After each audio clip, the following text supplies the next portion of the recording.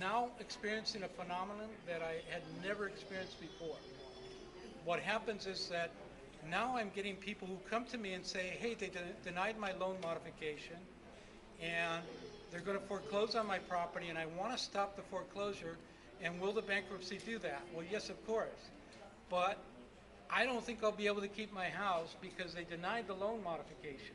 I said, okay, that might be a possibility. Let's file a Chapter 7 bankruptcy and wipe out all your debt related to your home, a car that may have got repossessed, your credit cards, personal loans, credit lines.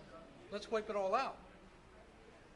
The first thing I get when a lender has received notice that I filed bankruptcy for my client is a request of whether my client is interested in doing a loan modification.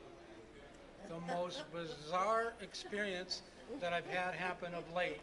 It is the craziest phenomenon because they have just, within weeks, said to that very same lender, you do not qualify.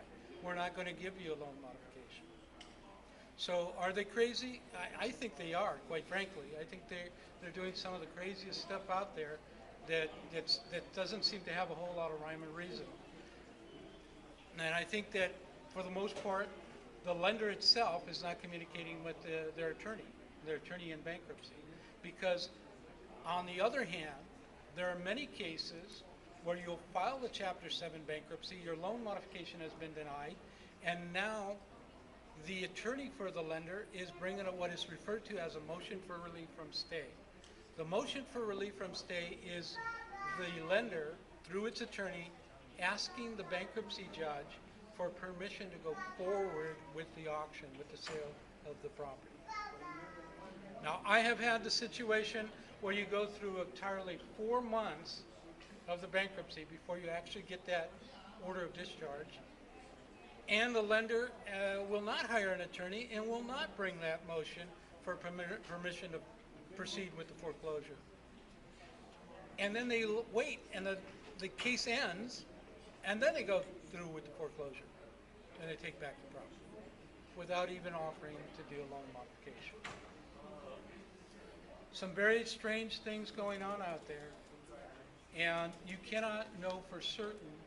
You know, you got to be very cautious. If you decide that you need to do a bankruptcy or you believe you might have to, just make sure you've got attorneys that have been properly vetted, people through the HUD agency, people through the San Diego County Bar Association, for example.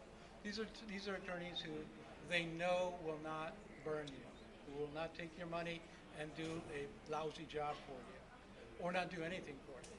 You got to be careful. With respect to Chapter 7, the case, the reason they say that the case stays for 180 days, as attorneys, we get an email actually after 180 days saying that the case has been closed. Now, you don't get that as a debtor who has filed for bankruptcy. You normally don't get that, and that doesn't apply.